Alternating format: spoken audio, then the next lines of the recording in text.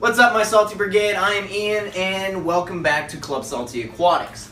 In the last couple videos, we plumbed the 120-gallon tank, and as you can see behind me, a lot has changed since that video.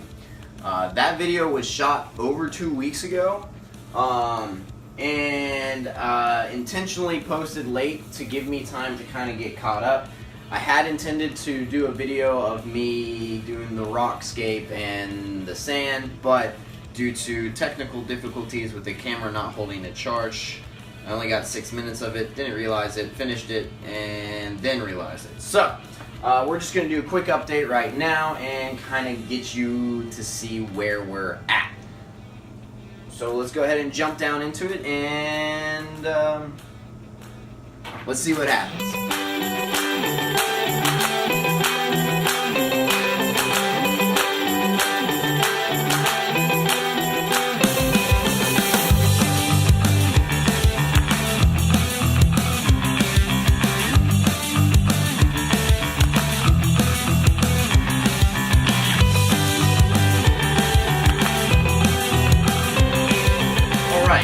So, like I said, camera died and I didn't know, so we're going to start off with the rockscape. When I put it together, just like any other one, picked out a few large base rock, kind of built off that. I built it on the bare bottom, so no sand was in there. This is always the recommended way to do it, and we'll cover that in a later hot topic video. As to the reasons why, but I did do it on the bare bottom, and honestly I did not like it when I had completed it. It just didn't look like it flew very well, and when there was no sand in there, it didn't look very appealing to the eye, honestly. But I knew because there was no sand in the tank, and that I was going to put sand in the tank, that I was going to leave it, get the sand in there, and then kind of give it some time to like settle in on my eyes and see if I wanted to change anything. It's been about 2 weeks now, a little under 2 weeks since I put the rock in there, and rock and sand, and I actually really do like it. I think it's going to be a very functional aquascape for the fish that we're going to be keeping and the corals. There's plenty of cavities and large caves for fish to go hide in, but there's not so many that it's going to promote just a constant hiding of the fish. There's a better way to say that, but I can't think of it right now. So that's the rockscape. Let me know what you think of it down in the comments. There's only about 60 pounds of sand in here at once. It's all said and done. That's another reason why I did the rocks first, is you use less sand. And really that's only important because less sand means there's less for me to actually clean and less for there to be a nutrient sink down the road. I have enough that I can have any kind of sand dwelling creatures, and I will, so that there's enough in there for them, but there's not enough that it's going to be an issue. A lot of my previous tanks, I've run into issues with the sand in the past becoming nutrient sinks, and end up after about 7-8 months the tank starts to crash in this just nuisance algae downward spiral to where I shut down the tank and restart it. So this is something that I'm taking in consideration with this tank being set up, and kind of taking a new approach to how I'm setting it up. And we'll talk more about that again when we do a full video about just aquascaping and the proper way to do it and the reasons why. There's not really a wrong way, but there's definitely some better ways. Other than that, the tank has been full and it is cycling, or it's not cycling yet. I have not done anything to cycle it. Other than that, there's some old rock in there mixed with new rock that will leach out some ammonia, and some die-off will cause it to kind of start, but not enough for this amount of volume to really get a full cycle going. So it's adding water, and I'm still actually trying to get the salt level just right. With this amount of water, I'm like right on the edge of where I'm trying to get it, and it's like adding half a cup and letting it dissolve and checking it a few hours later. And of course then other equipment malfunctions make it even more difficult. I have a auto top off that's plumbed directly into a hard line, so it's I never have to top off a reservoir or anything. It's just anytime the water level drops on, it kicks on, my RO unit turns on, fills the tank up. I think we've gone over this in a previous video. If not, I'll check and I'll go in detail about how I did it. And I actually still have to complete it. It's just kind of roughed in right now. I need to get some more tubing to actually finish it the way it's going to be. But I had a malfunction with that. One of my floats stuck. Fortunately, I caught it, but I overfilled my sump, and I don't want to drain any of the water out to get it to the right level, because then I'm just wasting salt. Instead, I'm just letting the tank evaporate that water, and the salt level will rise again. Last time I checked, I was at 1.022 parts per thousand, or 1.022 salinity. I think that's equivalent to about 31, 32 parts per thousand. I'm looking for that 35 parts per thousand salt. So we are getting close, not quite there. And again, like I said, because I overfilled the sump, I'm now in a limbo, waiting for this water to evaporate now for the second time. But as soon as I get the salt level correct, which will probably be in the next day or so, I'll be recording a video about how I'm going to be kickstarting the cycle.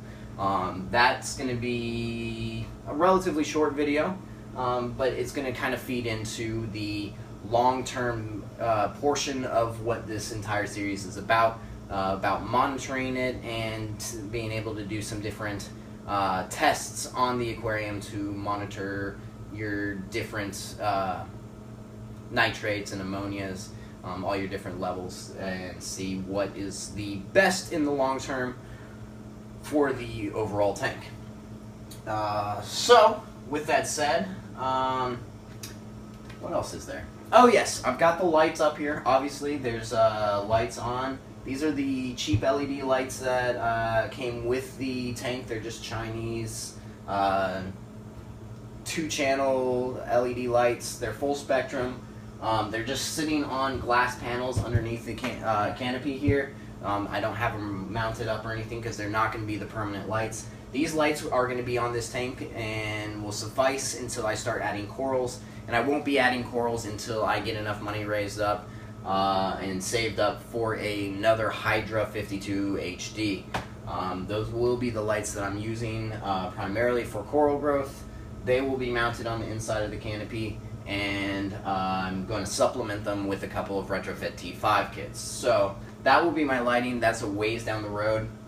As far as the rest of the equipment, I have the protein skimmer in and my return pump and my heater. Everything else is left out, so I still need to get some of that stuff.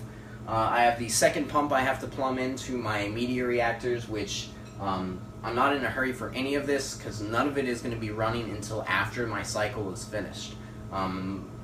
So it's just kind of thrown in there because I needed it out of the way, and it in its proper place is the easiest place for it to be, even though I still have to take it out, clean it, and then reassemble it in a orderly fashion. My sump is absolutely destroyed right now. It's just a mess of tangled cords and stuff, but it will get better within the next couple weeks. I am back in school again though, so time is limited and videos will be coming out probably about once a week, maybe twice a week, just depending. I still have to do another coat of paint on the tank, on the stand and the canopy, and the inside of canopy will be painted before I put the Hydra 52 lights on. That's still also a ways down the road. Not really worried about it until that time actually comes where I'm going to be needing to get that extra reflection for the corals and stuff. The canopy is not even fully put together yet. I still have hinges and everything I have to put onto it, so I'll have my assisted lift and all that. So that's to be done. Doors have to be painted and actually put on. The hinges are really rusted, and I have a little trick about actually kind of remedying that the rust on them.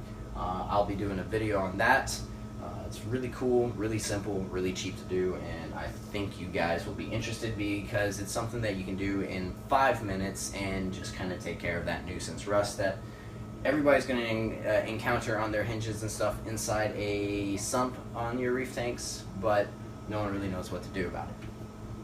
Other than that, we're going to actually take a little hike into the next room and kind of show you what the plans are in there, some projects I'm going to be working on as well. So let's jump right into there. Alright, so I am actually behind the camera now because, well, there's not enough room for me to set up my tripod in this moment. And you've been in here a couple times. This is my study, but it is an absolute wreck. I have a lot of organizing to do, and since I actually got this tank, I just haven't had any time to pull this stuff out, organize my closet back there, and get it all organized. So that's going to be one of the big projects in here. But the main thing I'm going to be doing in here is these are my old, well, this is my old tank. The sump down here is the one that came with the 120. I have a lot of extra stuff in the bin that's sitting in there. But my plan for these are I'm actually going to get them cleaned up thoroughly, and I'm actually going to be setting up a quarantine system for the incoming fish. So that's going to be a big project we're going to be working on here in the near future. And that's probably going to be kind of what takes in place of while we're waiting for my nitrogen cycle, or for my the tank to do its full cycle on its just the full cycle. Jeez, I can't speak today. Anyway, so that's going to be kind of what's going to be in the next few videos, more than likely, is kind of getting the equipment, getting this cleaned up, getting this ready to go for quarantine, talking a little bit about the importance of quarantine and my ideas. So that will be coming up, and then we're going to be having some videos in here too, because all of my incoming fish are going to be in here. And anytime we're going to do a species profile or anything, we're going to be doing it more than likely in here before it goes into the full tank. So that's kind of the major plans, kind of get you caught up back to speed. I'm sure there are some things that I missed. I'll mention them whenever I remember them in a future video. But for now, lost myself. Anyways, but for now, I think that's all we're going to do for this video. Yeah, I don't think I forgot anything. Alright, so thank you all for watching. I hope you guys enjoyed. As always, take it easy, and I will see you next time.